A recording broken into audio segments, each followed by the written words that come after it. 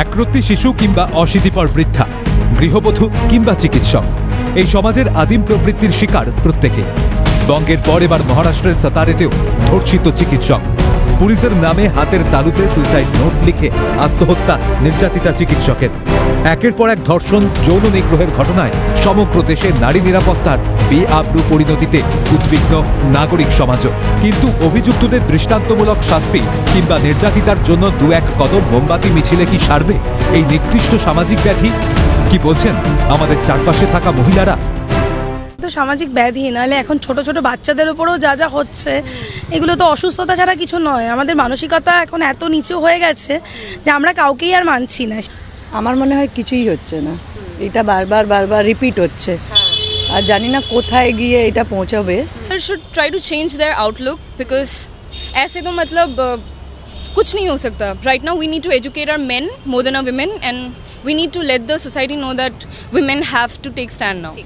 Exactly, যেহেতু যারা অপরাধী তারা সেই ব্যাপারে তাদের সাহসটা বেড়ে যাচ্ছে, যেহেতু অপরাধীরা সেই শাস্তিটা পাচ্ছে না। বিশেষ করে এটা ফিল করি যেহেতু রাতের বেলায় মানে কোথাও যেতে গেলে আমাদের লিটারালি মনে হয় যে আমরা সেফ নই। কেউ বলছেন শাস্তি চাই, কেউ করছেন বিচারের দাবি। সরব আমজনতা, তদন্তকারী পুলিশ প্রশাসনেরও।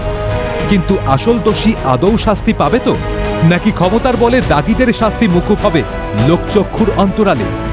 জবাব চাইছে সকলেই।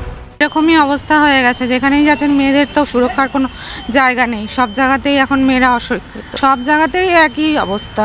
নিশ্চয়ই শাস্তি তো হওয়া উচিত। সেফটি ইজ ভেরি কনসার্নিং ব্যাপার, ওটা আমাদের নিজের উপর। এখন এমন হয়ে গেছে নিজের সেফটি নিজেই দেখ, দ্যাট ইজ নট পসিবল। আমরা চাইছি যে আউটলোড, যে আমরা অনেক প্রোগ্রেসিভ হয়ে গেছি, but generally male dominated society. দোষীদের শাস্তির দাবিতে সরব কাদম্বিনীর বাবাও বললেন, দোষীদের শাস্তি একমাত্র মৃত্যুদণ্ড। পুলিশ হচ্ছে রক্ষক, তারাই যদি ভক্ষক হয়, এই সমস্ত পুলিশকে রাস্তায় দাঁড় করিয়ে, প্রকাশ্য রাস্তায় দাঁড় করিয়ে গুলি করে মেরে দেওয়া উচিত। গোটা দেশে প্রশ্নচিহ্নের সম্মুখীন নারী নিরাপত্তা। কখনো উড়িষ্যা, উত্তরপ্রদেশ, কখনো দিল্লি, মহারাষ্ট্র কিংবা বঙ্গ। ছবিটা একই, শুধু বদলে যায় ধর্ষকদের চেহারা, বদলে যায় নির্যাতিতার মুখ। কিন্তু কেন আর কতদিন এই দুর্বৃত্তায়নের শিকার হতে হবে মহিলাদের? শুধুই উত্তর খুঁজতে থাকে হতভাগ্য সমাজ।